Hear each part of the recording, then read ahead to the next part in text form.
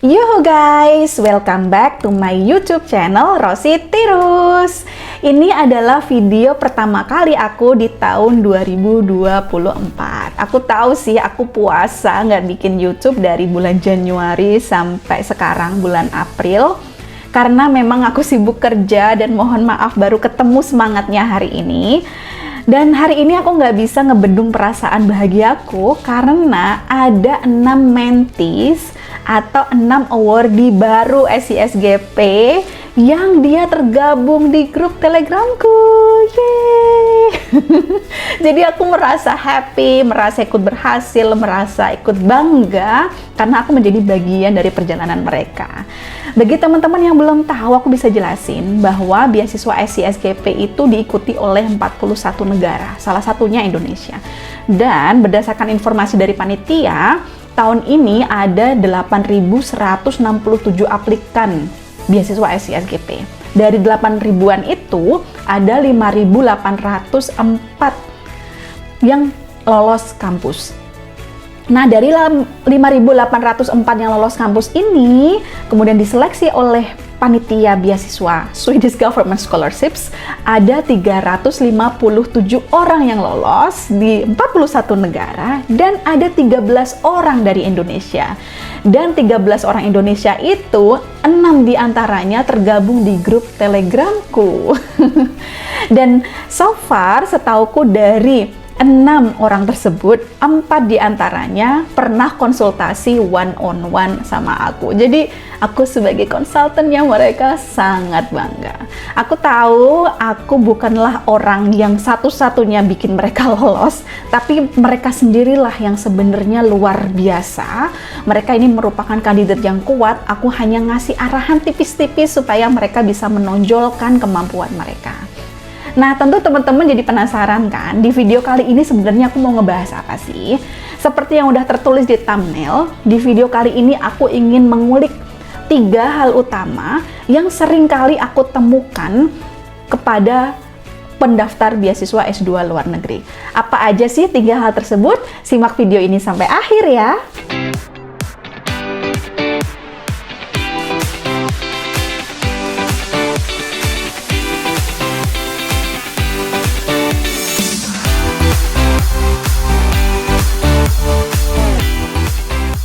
Yo guys, jadi di video kali ini aku akan ngebahas 3 common things yang aku temukan sebagai educational consultant yang biasanya dialami oleh para pendaftar beasiswa S2 luar negeri. Nah, jangan-jangan nih teman-teman ada di 3 hal ini, yaitu pertama mental, yang kedua value, yang ketiga adalah misi. Aku akan bedah satu persatu ya.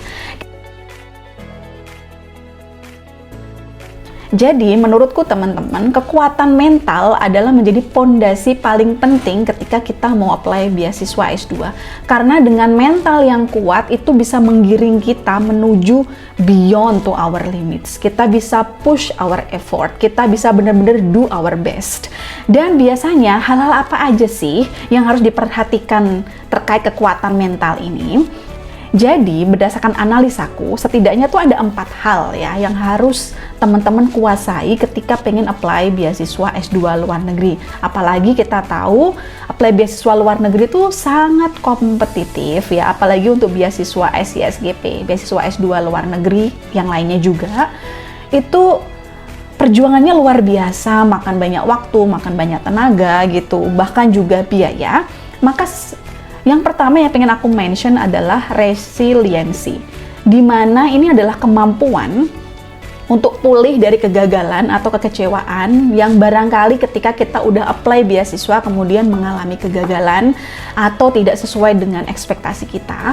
Maka kemampuan resiliensi adalah kemampuan paling penting, yaitu dimana kita menganggap bahwa proses kegagalan atau ketidakberhasilan ini sebagai proses belajar gitu, sebagai proses bahwa ini adalah bagian dari hidup yang seharusnya dianggap wajar. Dan aku tahu sih hari ini bagi pendaftar beasiswa SCSGP yang belum lolos pasti sedih ya. Aku tahu perasaannya sedih, mungkin juga menangis, merasa kecewa gitu. That's okay, that's really normal. Yang menjadi pertanyaan berikutnya adalah, apakah kamu akan kuat dan akan kembali bangkit dan akan mencoba lagi tahun depan gitu. Ketika kamu memang punya mental resilience yang kuat, maka kamu tidak punya pilihan lain. Kamu pasti akan bangkit lagi, sedih sejenak, kemudian berefleksi, kemudian bangkit lagi dan coba lagi tahun depan untuk mencari peruntungan. Barangkali memang bisa lolos gitu. Jadi yang mau aku bilang adalah seorang yang punya resilience yang kuat, biasanya dia bisa melihat kegagalan sebagai sebuah hal yang berharga, yang menjadi pelajaran atau motivasi untuk bangkit dan menjadi pribadi yang lebih kuat lagi gitu. Kemudian poin mental lainnya adalah ketabahan. Ini mungkin sedikit mirip dengan resilience, tapi yang mau aku bilang di sini adalah ketabahan di sini sebuah sikap di mana kita itu berani banget menghadapi tantangan dan situasi yang sulit tanpa menyerah, yaitu berani untuk ngambil resiko, berani untuk keluar dari zona nyaman. Karena seperti yang teman-teman udah alami ketika daftar beasiswa S2 luar negeri, acap kali kita harus melakukan hal ekstra gitu. Kita harus berkorban, kita mengorbankan waktu kita, biaya kita, energi kita gitu. Dengan kita tabah, ya kita itu jadi pribadi yang menganggap bahwa proses untuk daftar beasiswa itu adalah hal yang normal ketika kita harus sleepless gitu. Kita harus belajar IELTS-nya sampai larut malam misalnya. Jadi teman-teman harus punya ini juga, dan banyak kali pendaftar beasiswa itu yang nggak punya jiwa tabah ini, sehingga ketika mau daftar beasiswa S2 itu kayak maju mundur gitu. Jadi dia nggak optimal upayanya. Ini yang sebenarnya kadang bikin dia gagal. Kemudian hal mental lainnya yang mau aku bahas adalah fokus pada proses. Jadi memang kalau kita mendaftar beasiswa S2 luar negeri, yang kita bayangkan kan adalah bagaimana hasil akhirnya, bagaimana kalau kita lolos gitu. Padahal jauh sebelum itu akan lebih baik kalau kita tuh fokus sama prosesnya. Karena ketika prosesnya optimal, prosesnya bagus, maka biasanya hasilnya juga akan positif gitu. Yang aku maksud di sini proses adalah proses persiapan aplikasinya, proses mencari informasinya, proses untuk menggodok informasinya, proses untuk membuat itu menjadi sebuah dokumen. Ketika kita punya mental yang kuat, umumnya kita akan melihat prosesnya itu menjadi optimis gitu. Jadi lebih optimal, kita kerjainnya dengan hati-hati. Setelah itu let it go, hasilnya kita serahkan aja, karena kita sebagai individu, kita tuh hanya punya kontrol terhadap dokumen kita. Sedangkan panitia lah yang punya kontrol untuk menyeleksi dokumen kita. Kita tidak punya hak untuk mengintervensi panitia gitu. Kita hanya punya hak ya untuk membuat dokumen kita sebaik-baiknya. Itulah kenapa ketika kita fokus sama proses, kita jadi tidak gampang cemas, kita jadi merasa bahwa proses mendaftar beasiswa ini adalah pembelajaran yang sangat bermakna dan juga berharga gitu. Oke, masih tentang mental, yang mau aku bahas selanjutnya adalah manajemen stres. Jadi aku tahu banget ketika kita apply beasiswa itu stresnya tinggi ya, karena demand-nya luar biasa ya, dokumennya banyak, apalagi untuk beasiswa Swedia umumnya teman-teman tahu semuanya dokumen gitu, nggak ada wawancaranya kan. Jadi ada CV, ada reference letter, ada dokumen lainnya, dan itu bikin cemas dan bikin kita jadi panik gitu. Nah, ketika kita punya mental yang baik, kita tuh jadi punya sebuah coping mechanism yang luar biasa, yaitu misalnya kita melakukan meditasi. Boleh meditasi di sini maksudnya adalah tenang, menjadi mindful. Ketika kita capek ya udah, kita amini bahwa kita capek dan istirahat gitu. Jadi bukannya kita capek terus kita jadi stres karena memikirkan diri kita capek. Jadi stresnya double ya. Jadi kita bisa meditasi. Kalau aku pribadi suka banget olahraga. Jadi dengan kita nge-gym atau kalau aku cardio gitu misalnya lari gitu, itu bikin aku jadi lebih positif gitu. Jadi nggak mikirin lagi hal-hal yang tadi stres gitu. Jadi bikin badan jadi lebih bugar. Atau melakukan hobi. Kalau misalnya kamu suka bersepeda atau suka, kalau kayak aku bikin craft gitu, itu bikin hal yang mental kita jadi lebih sehat. Jadi itu teman-teman yang mau aku bahas tentang mental. At some point beberapa applicants yang aku temui itu mentalnya masih belum kuat, melihat kegagalan sebagai musibah, merasa bahwa tidak mampu, merasa kecil, merasa tidak layak gitu. Jadi aku harap teman-teman habis dengerin video ini ya, mentalnya jadi lebih kuat gitu, bahwa proses tuh jauh lebih penting dibandingkan hasil, sehingga teman-teman bisa menikmati prosesnya dengan sesungguhnya. Oke? Selanjutnya aku mau ngebahas tentang value atau nilai. Ini juga poin yang paling penting yang sering kali aku temui ketika aku melakukan konsultansi. Utamanya kalau one on one ya, karena kalau one on one konsultansi kan luar biasa dekat gitu obrolannya. Jadi aku tuh bener-bener ngegali value diri, apa yang menjadi kekuatan kamu, apa jadi kelemahan kamu, aku gali, aku dengar semua ceritanya.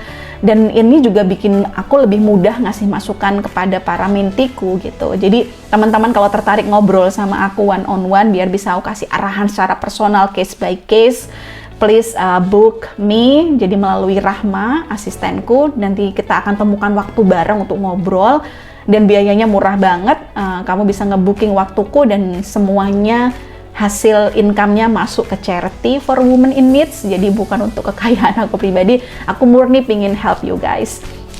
Oke, back to values. Jadi menurutku ini adalah poin yang luar biasa penting.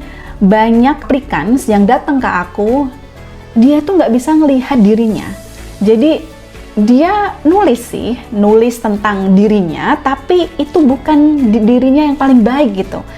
Dia tidak mampu mengasosiasikan dirinya dengan isu yang berkembang. Dia tidak bisa melihat dirinya yang paling optimal gitu. Nah, menurutku memang sih tidak mudah menemukan kekuatan diri. Biasanya tuh dibutuhkan orang lain untuk melihat ini. Dan gimana sih caranya untuk melihat ini? Tentu yang pertama itu tentang self-assessment ya, yaitu bagaimana kita merenungi kekuatan kita, pencapaian kita, keunikan yang kita miliki melalui refleksi pribadi. Dan biasanya proses perenungan ini nggak bisa sehari dua hari ya. Perlu dilihat lebih dalam, apa sih sebenarnya yang aku lakukan gitu. Bukan tentang jabatan atau posisi di sebuah kantor ya, tapi tentang bagaimana kamu memaknai setiap perjalanan yang kamu miliki gitu. Dan aku yakin setiap perjalanan seseorang tuh sangat berharga. Every individu is unique. Semua orang tuh punya role-nya masing-masing di dunia ini, dan biasanya aku ngebantu menemukan itu. Dan yang selanjutnya adalah pengembangan keahlian. Jadi memang ada juga mentees yang aku temukan ya pas waktu konsultansi gitu, dia itu memang kurang portfolionya, ibaratnya nih baru pemula ya, dan kalau misalnya dia harus berkompetisi dengan para kandidat lain barangkali belum strong gitu. Nah, maka ketika orang tersebut menyadari bahwa dirinya portofolionya kurang, apa yang akan dia lakukan adalah menambah keterampilannya atau mengembangkan kualitas dirinya gitu, bukan meratapi ya. Kalau mentalnya lemah tuh meratapi, merasa tidak layak, habis itu tidak mau apply beasiswa. Nah, yang aku harapkan tidak itu, justru tetap apply beasiswa, but at the same time menambah kualitas diri. Melalui apa? Oh, kembangkan skill teknis, kembangkan jiwa kepemimpinan, kembangkan keterampilan bahasa gitu, supaya nanti bisa berkompetisi gitu. Jadi tetap apply, mencoba apply, dan sembari menambah kapasitas setiap harinya gitu. Oke? Selanjutnya adalah tentang penghargaan dan pencapaian. Nah, ini yang tadi udah aku sedikit singgung sebenarnya. Jadi, aku banyak menemukan bahwa banyak aplikan itu yang tidak menyadari bahwa di masa lalunya dia melakukan hal-hal luar biasa. Dia telah melakukan banyak hal, big impact. Tapi dia tidak sadar gitu. Dia mungkin udah ikut pelatihan ABC, dia mungkin udah pernah dapat penghargaan ABC, tapi dia tidak menyadari bahwa itu hal penting.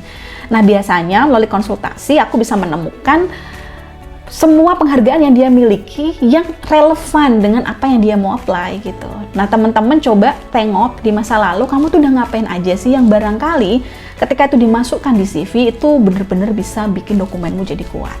Oke? Next, yang paling penting lagi adalah pembeda diri. Tadi udah aku sebutin bahwa setiap individu itu unik, dan masalahnya nggak semua orang bisa menonjolkan keunikan itu gitu. Jadi kamu nih, teman-teman yang dengerin video ini, aku saranin kamu harus bisa benar-benar menemukan pembeda diri kamu dari orang lain. Apa yang bikin kamu tuh berbeda dan menonjol dan kuat gitu. Jadi nggak cuma beda doang ya, beda, menonjol, dan kuat, baik itu dari segi pengalaman yang unik, perspektif, latar belakang, dan lain-lain gitu. Oke? Sekarang yang ketiga, yaitu tentang misi. Dan menurutku ini poin penting, di mana kita itu harus memahami misi pemberi beasiswa dan misi kita. Jadi pertama tentu kita udah self-assessment tadi ya, mengetahui misi pribadiku tuh apa sih gitu. Nah, tentu ketika kita mau apply beasiswa, kita harus tahu misi pemberi beasiswanya apa, orang yang mau ngasih duit ke kita, mau investasiin uangnya ke kita, itu tujuan mereka apa gitu. Nah, untuk mengetahui ini, maka langkahnya adalah riset mendalam. Riset tuh yang kayak gimana sih? Riset itu semudah buka Google ya, atau langsung masuk ke website si pemberi beasiswanya. Kalau konteksnya beasiswa SCSGP maka si.si. Riset di situ, cari informasinya. Kemudian baca atau bahkan cari tahu siapa awardee-nya. Baca dia tuh nyari orang seperti apa, cocok nggak ya sama aku. Kalau misalnya memang cocok ya apply. Kalau memang kamu ngerasa ini nggak sesuai dengan value-ku, nggak sesuai dengan misiku, ya maka jangan apply, jangan dipaksain gitu. Jadi riset, kemudian tentukan apakah nilai atau misi dari pemberi beasiswa ini relevan sama misi kamu atau enggak. Nah, ketika kamu ngerasa sesuai nih, aku suka nih misinya, cocok sama apa yang aku kerjakan, maka tahap selanjutnya adalah menyesuaikan aplikasi. Maksudnya di sini adalah kita mencoba mengambil hati mereka dengan bilang bahwa, hey, pengalamanku, koneksiku, pendidikanku, atau portfolio aku tuh relevan loh sama apa yang kamu cari.